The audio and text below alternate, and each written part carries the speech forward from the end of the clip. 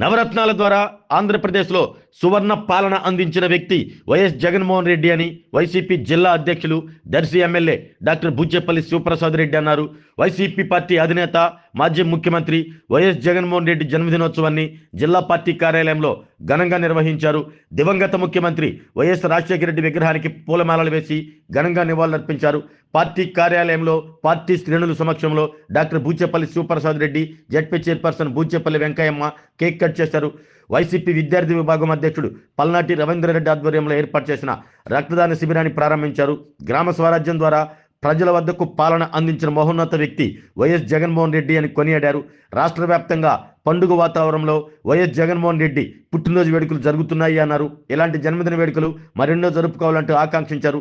ఈ కార్యక్రమంలో Ongole assembly incharge Chunduru Ravibabu, మాజీ ఎమ్మెల్యే కస్కూర్ తాదన్న, పార్టీ నాయకులు బత్తుల బ్రహ్మానందరెడ్డి, రమణారెడ్డి, వెంకటేశ్వరరావు, ప్రసాద్ రెడ్డి, బొట్ల రామారావు, నగిరికంటి శ్రీనివాసరావు, కార్పొరేటర్ ఇమ్రాన్ ఖాన్ తదితరులు పాల్గొన్నారు.